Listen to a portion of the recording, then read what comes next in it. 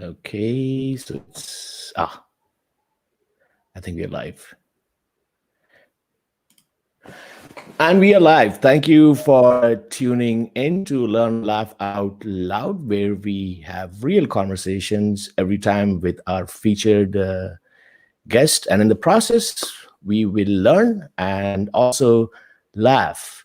So today, my guest, and I made sure I write this stuff down because there's so much to cover. I just wanted to quickly introduce who I have on the podcast today.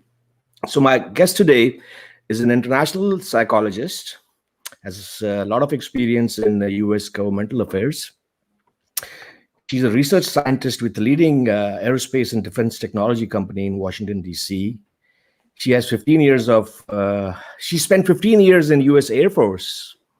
And just when you think it doesn't get better, she also has a PhD from Chicago School of Psychology. So I better make sure and not ask her any dumb questions, right? So let me do the big reveal and bring her in.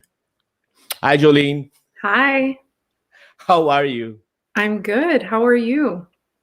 I'm doing fantastic. And, I think I commented before, even without the mic, you sound so clear, which is great. Thank you. Yeah. Perfect. Perfect. Now, before we get into some of the questions today, and just for the audience knowledge, we're going to talk about transitioning from military to civilian career, how to take time out, how to set real expectations, and all of that will be uh, what you'll be listening to. But before that, I wanted to tell you something, Jolene, which I'm pretty sure you have not heard before. My favorite song is named after your name. I have heard it You once or twice. Just once or twice. Just once or twice, really? Just once or twice. That is so cool. The first time we interacted and your name, and that's the only thing I could think of that song, which is like one of my, because I do not listen to a lot of slow songs, but that is one of the songs which I love. It's an awesome, awesome song. So funny you should say that. As a kid, I had pretty much everyone over the age of 50 sing that to me when they met me. And I hated it as a child. But it's like as you get older, like you appreciate different things. And Sure. I actually really like the song. But my favorite rendition is from the White Stripes. And yeah. Right. White Stripes. And he does such a fantastic job. And it's so, it's his own take on it. He doesn't do anything but himself singing the song as it is. And I just think it's great. Yeah, and White Stripes is what? They have drums and a bass player. That's it, right? They don't have anything else. Oh yeah, they're not like it's just, I think his sister is on the drums and he plays bass, I think. Yeah. Yeah, that's it. And that's, wow, what a band. Thank you for reminding me. I'll go and check out some of their songs. So I wanted to get into our conversation. And I mentioned earlier that 15 years of U.S. Air Force. So thank you for your service. 20? 20, yes. I retired in 2019. 20 years in U.S. Air Force. So thank you for your service. Thank you. I wanted to build on that. And ask you in terms of your journey, transitioning from Air Force to what you're doing now. If anything you can share, which will help other people who are listening in. Yeah. So everyone's journey is going to be similar in many ways. I like to think that the stress is similar. Everyone has a bit of stress when it comes to such a big life change. Sure. But each individual will have a very different journey. And for me, I planned early. Like I have a friend and he will tell you this, but I've been getting out since day one.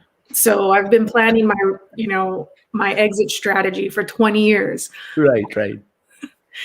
But as you get closer, you actually, you start looking at where do you want to work? What do you want to do? And then, life hits you a little bit, because turns out the nonprofit world does not appreciate my skills. And so, I wonder why. yeah, turns out going to, say, save the environment is not, they didn't want me. However, I have a lot of experience in national defense, and, I understand these things when it comes to, the government contracting world. And Sure. there's a lot that I don't understand as well. And I work for a fantastic company who gives me a lot of leeway to learn what I don't know. And so that's great. But really, I had to sort of find my niche where I would be happy while still feeling like I had a change. I was very adamant that I did not want to work for a company that felt like the military, where everyone hired was in the military previously. They still called each other by their ranks. And I didn't want that. I wanted something that understood what it was to come from a military background and would be able to sort of guide me in learning the profit and loss piece Sure. that you don't have in the military. We have budgets, but we don't have profit and loss. Yes. And so I really wanted someone who was a company that understood where I needed to grow, but also a company that didn't leave me sort of pigeonholed in my past.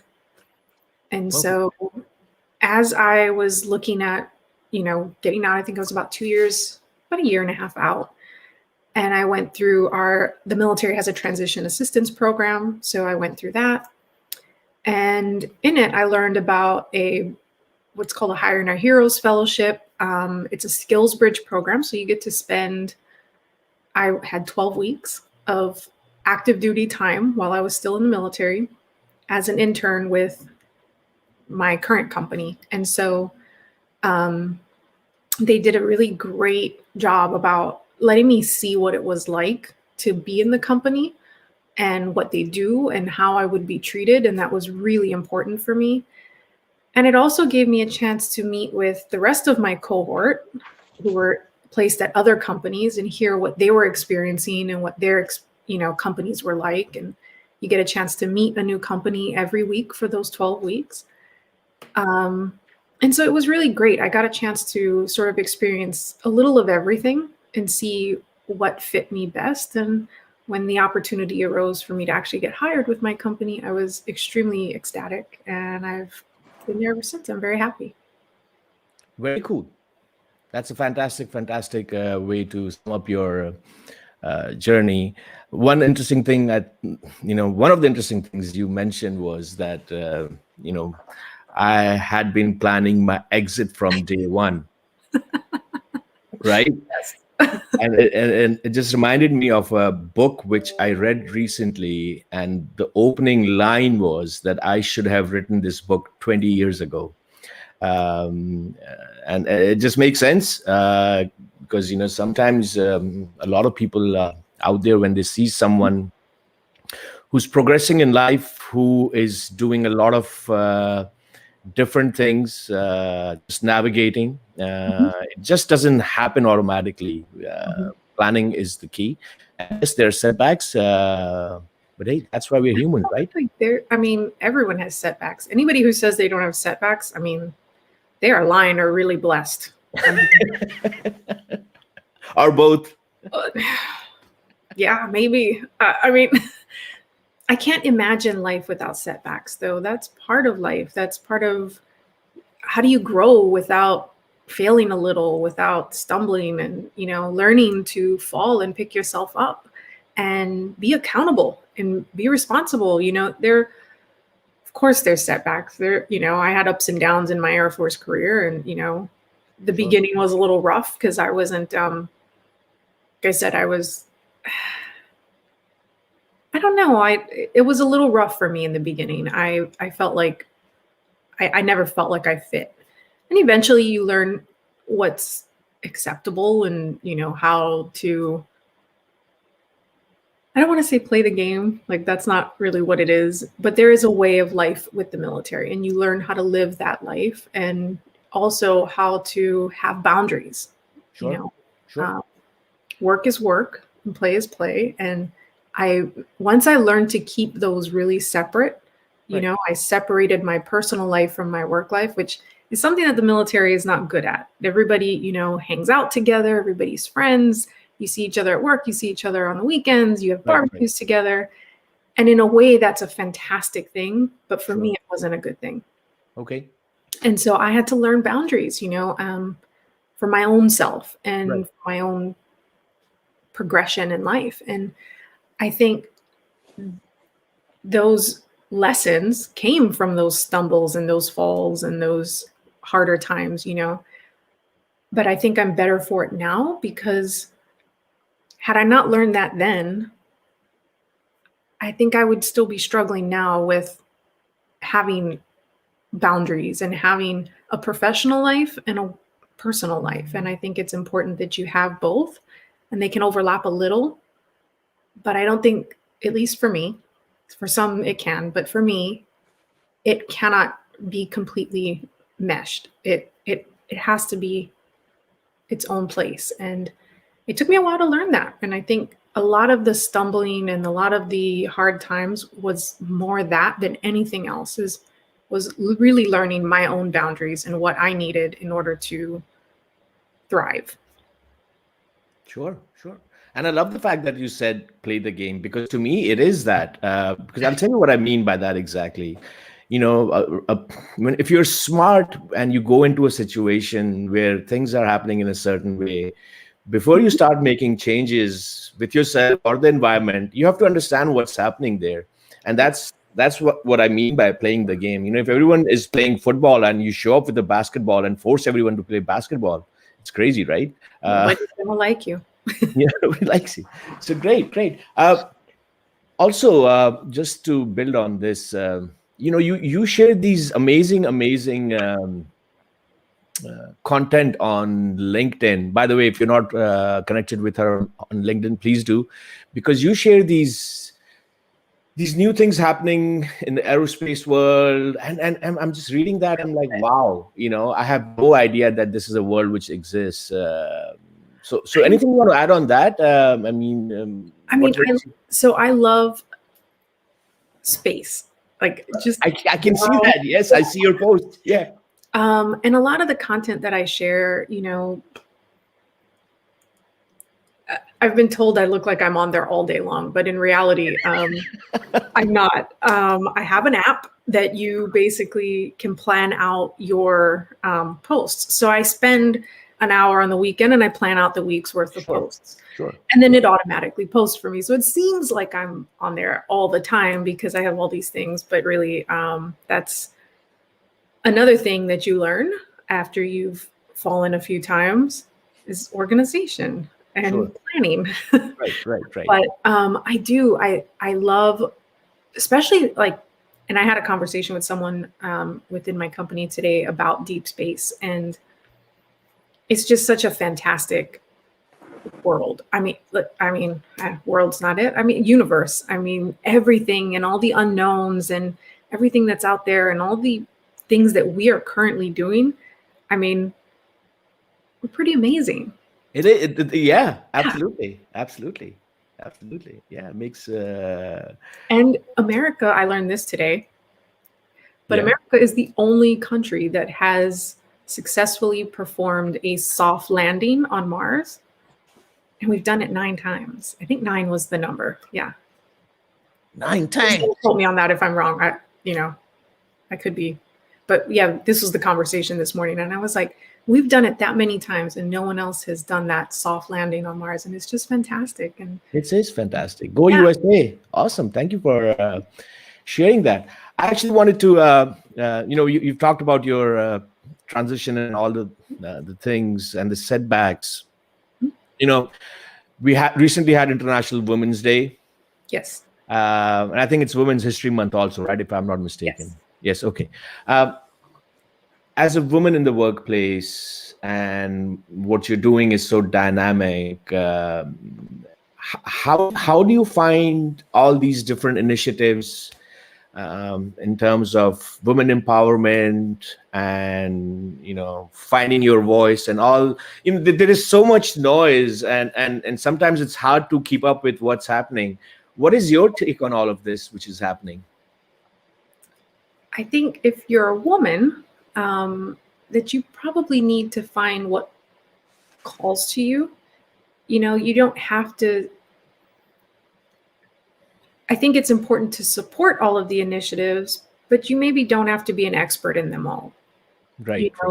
You don't have to be the one following every single initiative steps. For me, finding my voice was sort of a big thing. And so that was actually something, because I love to listen. When Sure. other people talk, that's that psychology, I guess, that I like listening as people talk, and I like kind of taking apart what they're saying. Right. But I like to listen. I learn a lot listening, and people like to talk, so I tend to let them. However, one of the things that was, when I asked about, how do you find your voice? Because it's very natural for me to just listen. Right.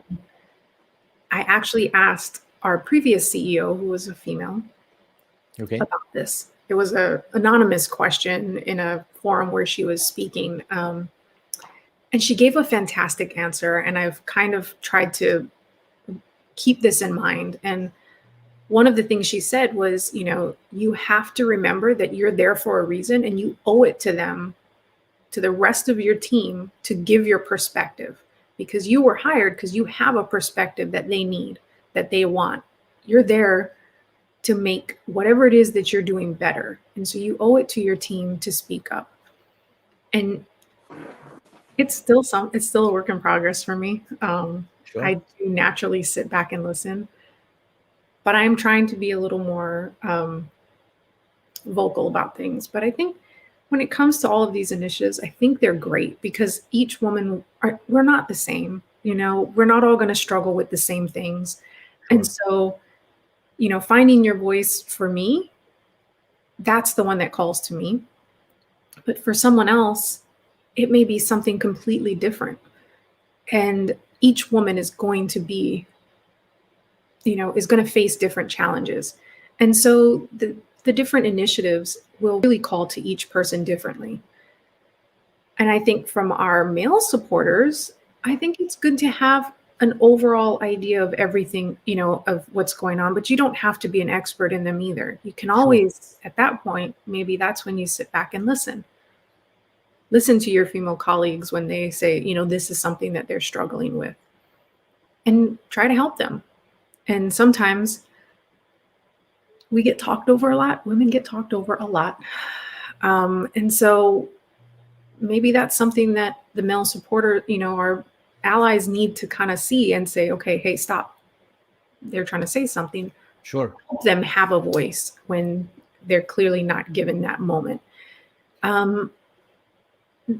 I think for me, when we're in a room, it's easier for the room to read when people are speaking. And I'm not going to say that anybody's speaking over each other for any reason or any disrespect. It could be, but I'm not going to, everyone's different. Sure. But I have noticed that in a virtual setting, it's very easy to get steamrolled when you're trying to speak up, because nope, that social cues, that physical cues that you see when someone's going to talk in a room, it's not there anymore, and it's very difficult. It is. So I also think it's important to remember, to kind of give some grace and not assume everyone is just coming at things from the worst possible perspective. But yeah, I really do believe that it's important to support whatever it is that another woman may need. Whatever initiative it is that she feels strongly about, I think it's really important to support that, even if that's not the initiative that necessarily calls to me particularly. Very cool. I'm loving this. We're having a real conversation, and before we move forward, quite a few people have logged in. They are saying hello to you, hello to me. Hey, thank you for tuning in. I didn't even look. I was on the private chat comments and not. Yeah. Oh, And yeah, do you see them now? Someone is complimenting you on you also that yeah. you look great. So that's Whoever that is, you're my new best friend. We can hey, hang out. in case if you have tuned in and you're wondering, I also like compliments. So just wanted to throw this out there. And Irina, I see Irina's name. Irina Yes. listening is a great skill. Thank you It for tuning is. in, Problem Irina. is when you stop, you forget to speak. But listen, I want to build up on what you said earlier. You Yeah. said that you like to listen, Yeah. and then after listening, you like breaking it down. So I'm going to give you that opportunity. So what I'm going to do is nothing to worry about. Something very simple. I am going to talk about decision making, and if I can make it work, I will go. Can you still hear me, Jolene? I can still hear you. Okay, so what I want you to do when the slide shows up, if you can loudly read what's written there, and then I'll take it from there. Are we good with that? Okay. So All I'll right. read it. Sorry. So here Am we I go. reading it or are you reading it? So read the first slide, and after that, I'll read uh, the the future slides. Okay. Okay. Okay. So here we go. What do you see there, Jolene? 3 tactics to make better decisions. 3 tactics to make better decisions. So I just wanted to quickly go over some of the tactics which are critical to decision making. Decision making is an important part of everyone's life. We are always making decisions. So I just wanted to use this opportunity to talk about this and then come to Jolene so that she can give her inputs also. So tactic number 1, use both sides of your brain, and that's why they're there. Simply put, emotions are so important to decision making, so it has to be logic and emotions both. That's how we make decisions. I just wanted to actually give you a quick example on that. Mhm. 4 years ago, when I moved to United States with my family, it was a lot of logic, but there was a lot of emotions. There was a lot of self-belief that this can happen. We can do this. We can, make a great living here, build a better future. So listening to your right side of your brain really helps. So that's really important. Whenever you're making a decision, listen to your right side of your brain also, and then make decisions. Building on that story, I want to share tactic 2, which is test your ideas, test your hypothesis if you can. And it is similar to taking your car for a test drive, right? So whenever you're buying a car, you just don't, buy it without testing it. Although sometimes nowadays you buy cars online, but that's a different thing. Same thing happened with me. So before making a big move here, I came here to test out the grounds, and I got a couple of good gigs to do what I'm doing right now, and that gave me a lot of hope and inspiration. That what, if I make this move, this can certainly happen. So always test your hypothesis. Last tactic is do not cry over spilled milk. What I basically mean with that is that a lot of time we'll make decisions. Some of them will be great, some will be just okay, and some of them will be not so good. Having said that, a lot of times it's about making decisions and then getting them right, and that's what I've learned. My 4 years in the United States have been great. There have been so many highs and there have been few lows, but overall, I'm happy that I made this decision, and I'm doing all these wonderful things. So those were the 3 tactics to make better decisions. Hopefully this was helpful. I wanted to bring in Jolene and get her inputs on this. Hey there, Jolene, you're back. I'm back. So I don't think I'm a very good decision maker based off of that. I'm loving the honesty and humility. So I'm a very logical, rational person when it comes to decision making. Okay. I leave all emotions out of decision making. I think Okay. the only decision I ever made that was emotional was to get married. And even that took some logical, thought process. Okay. Yeah, but I also think that there's a certain level of unrecognized emotional decision making. As you grow and you learn, those things kind of are always in the back of your head, and they play a role in how your logic is built and how your ration is kind of sorted through. And so I do think that there is, even though for me it's my logic and my rationale that I make decisions on, those are sort of built and learned from experiences and have sort of an emotional connection. So Right. I kind of do. Both. I mean, I hope. I I think hope. so. I think so. Yeah. I And think then testing the hypothesis, yeah, I'm awful at that. I just all in. Let's do this right now. And then later on, I'm like, oh, it's kind of like how I got a PhD. I made the decision, and then later on, I was like, this is a lot of work. I don't want to do this, but I'm already here, so I guess I'll just stick it out. so. You made it right. You made it right, right? I mean, yeah. But I didn't do a whole lot of like test the hypothesis,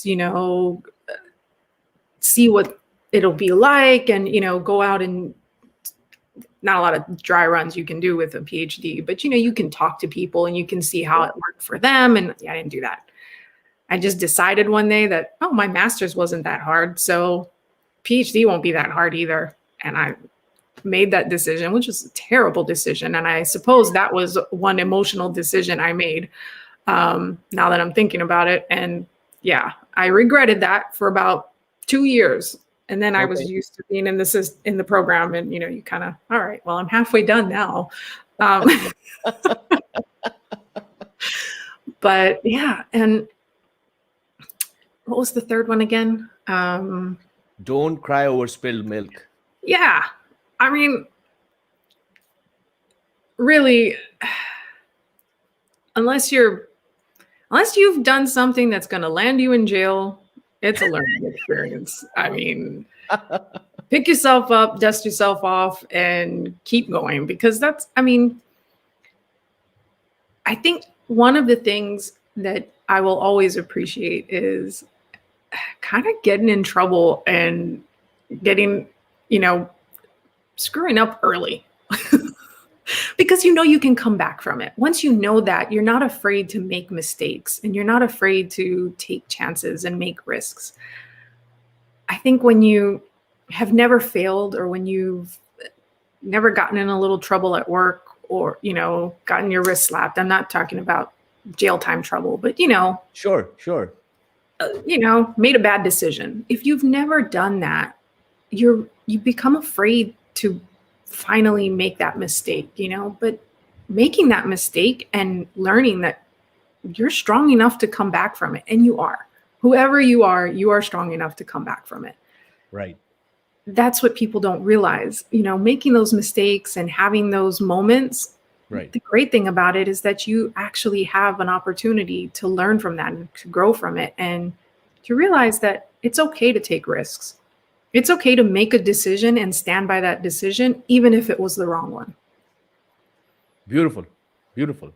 And as you said, and when I shared my story of moving here, that decision, I couldn't have figured it out on a spreadsheet. With a lot of things, you have a spreadsheet. That's a big decision. That's a big decision, Yes. right? And when you said that if you don't make mistakes, if you don't overcome our fears, Mhm. and that's one of the things with decision making. When you're making big decisions, I try to look at, hey, what's the worst thing that can happen? Yeah. And with me, I think I'm pretty much a gung ho person. So with me, it's almost always like, hey, will I lose my health? No. Will I hurt anyone in the process? If that's a no, I'm like, hey, you know what? Let's do it. Yeah. Let's find out what happens. So very If cool. no one gets hurt and I'll still be healthy and I'm not going to jail, all right. That's my thought process. Yeah. That's an awesome. It's my rationale. Absolutely. I wanted to ask you, just on building on this, has there ever been a moment that you had to say to someone that it's Dr. Caro to you. Oh, no, but I'm waiting for that day. Right? You see it in the movies. For that day. So, for anyone who doesn't know, I was enlisted when I was in the military, and it was my goal to get my PhD before I retired so that I could tell all the officers that I didn't like to call me doctor. And I never did it. So, there was that. That's perfect. That's perfect. One of the things that you wanted to talk about was taking time off work, right? Yes. And I think that's something that you're very passionate about. How does it help you and other people to take time off? What does it do? It's a recharge. You get that moment to just recharge your body, recharge your brain, get away. And I think beyond just the physical aspect of stepping away and enjoying life, coming back recharged and ready for the day, Right. you want a moment to let the part of your brain that's not always up front actually process through the things that you're working on. And so when you get back, it's almost like you have this fresh perspective. And you get a chance to look at things in a different view because you've had a little time off. You've stepped away from your work and Right. whatever challenges that you're having or problems you're trying to solve. You get that almost like a new set of eyes when you come back. It's important. And it's also important to prevent burnout. People work so much and they forget to take care of themselves. And then one day they hate the thing that they loved. Right. Went into this job because they loved it, and all of a sudden one day they hate it, and it's because they haven't taken the time to take care of themselves, to step away. And when you have that and that burden and that where all you can do is focus on work, it comes home too. Your family sees it, your family feels it. They don't feel like you can end up neglecting your family. They can feel your stress.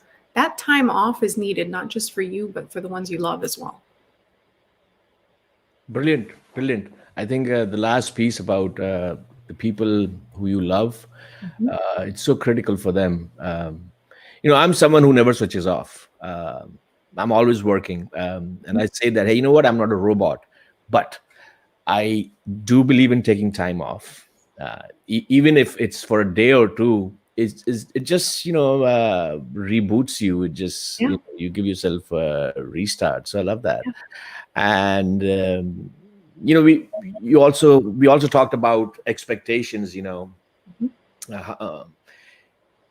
Because one of the things which in my work when I'm working with people, I'm actually trying to help people to just go beyond what they can see or imagine.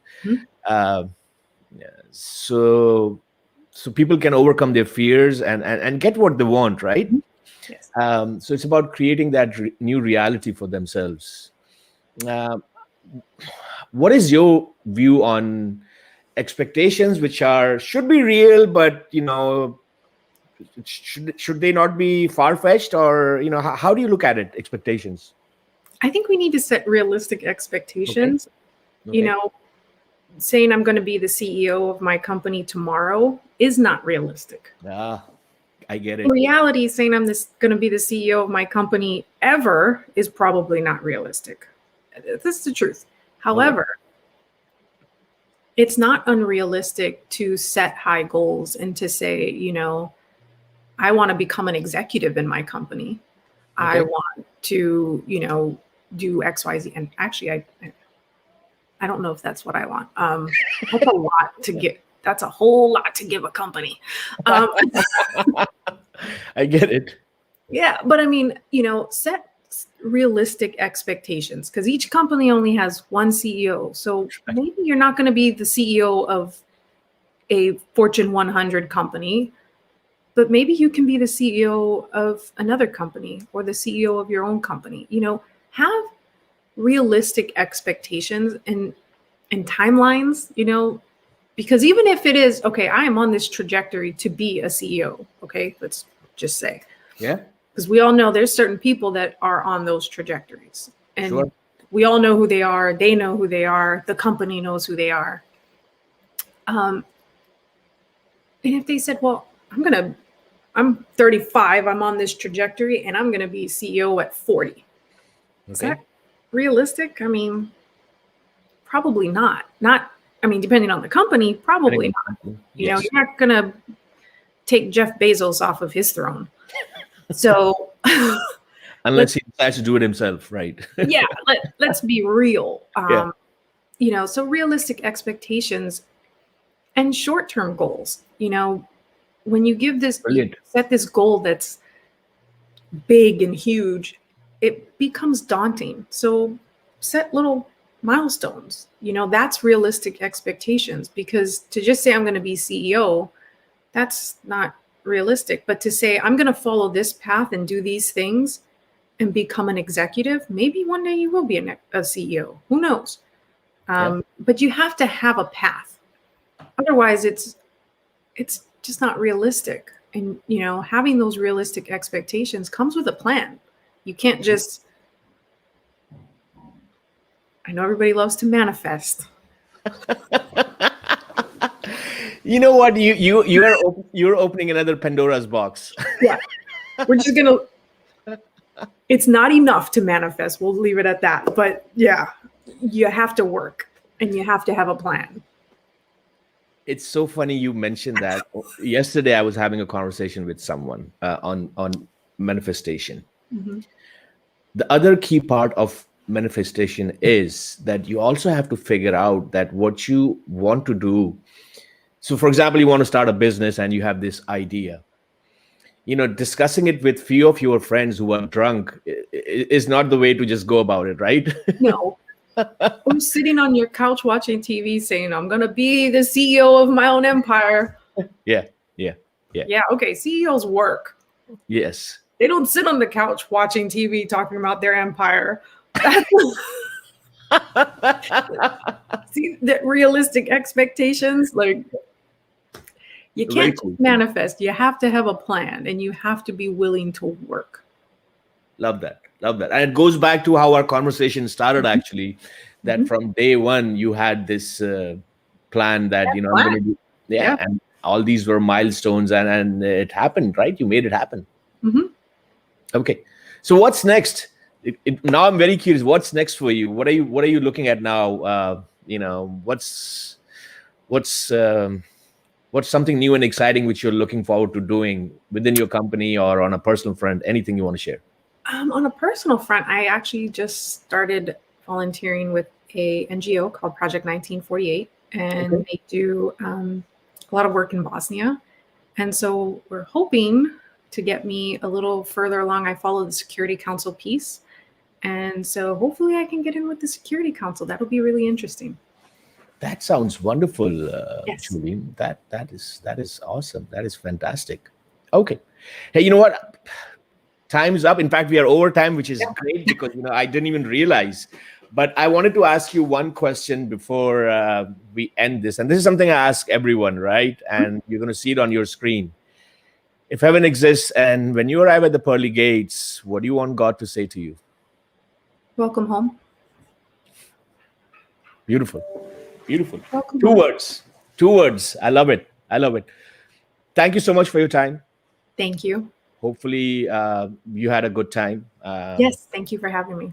No, absolutely. It was a pure pleasure. And thank you for anyone who tuned in and just listened to us and Dr. Jolene Caro. In the end, I like to call you doctor because, it makes sense. You worked for it.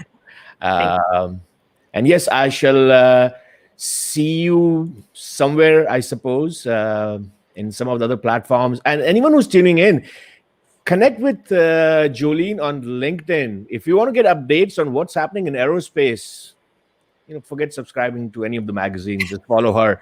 You will just get to know. You're giving them a whole lot of promises. all the exciting news. So thank you for tuning in. Thank you, everyone. And we are going on live.